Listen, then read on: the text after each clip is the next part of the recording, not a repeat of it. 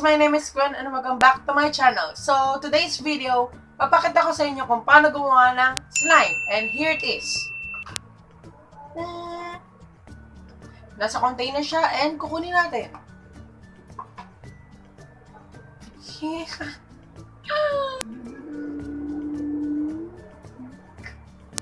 Stay tuned in this video kung gusto nyo malaman kung paano gumawa ng slime. And don't forget to click the subscribe button, pati na rin yung notification bell para lagi kayo manonotify sa mga videos na ina-upload ko every week.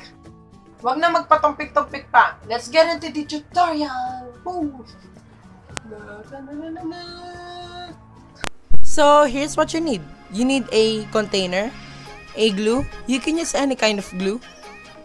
A lotion. Again, you can use any kind of lotion that is optional. The next is Johnson's baby oil. The next is food coloring.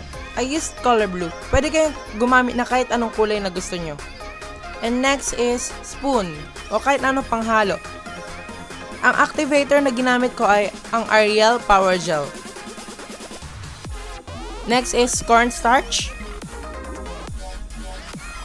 And the last one is a container. Diyan natin ilalagay yung slime, syempre.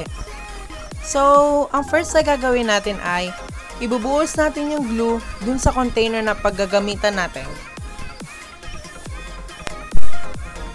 At pag nabuhos na, ilalagay natin yung Johnson's baby oil.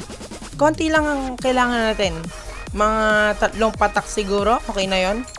Next is, nalalagay natin ay ang lotion. Again, parang ganun lang din yung sa Johnson's baby oil. And then, gagamitin natin yung spoon pang mix. So, mix, mix, mix, mix, mix, mix.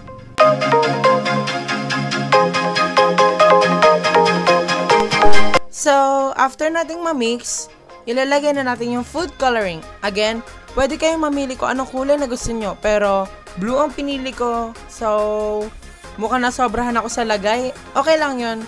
Maganda naman yung kinalabasan. So, imimix na natin yung food coloring sa mixture na ginawa natin kanina.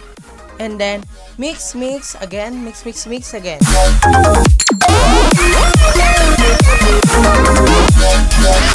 So, pag na-mix na natin, maglalagay tayo ng cornstarch. Pinch lang ang kailangan natin. Mukhang nasobrahan din ata ako sa lagay. And then, mix lang natin siya hanggang sa ma-dissolve yung cornstarch. So, ang activator na gagamitin natin ay ang Ariel Power Gel. Pwede naman yung contact lens solution pero mas better yung Ariel.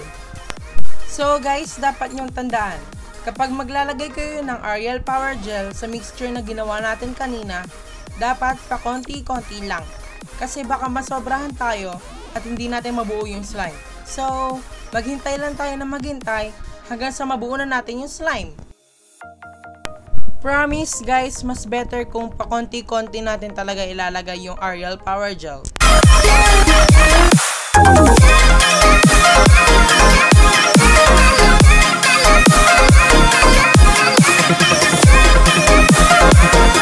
Guys, malapit na natin mabuo ang slime.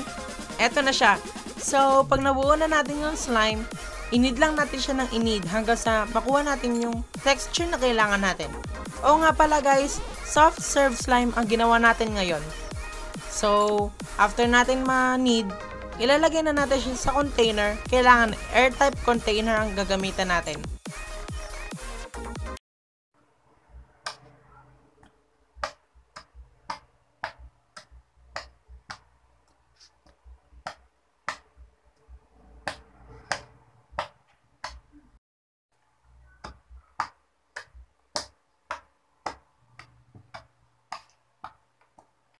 I hope you guys like this video and also check out my second channel, my vlog channel, which is Gwen Sebastian Vlogs.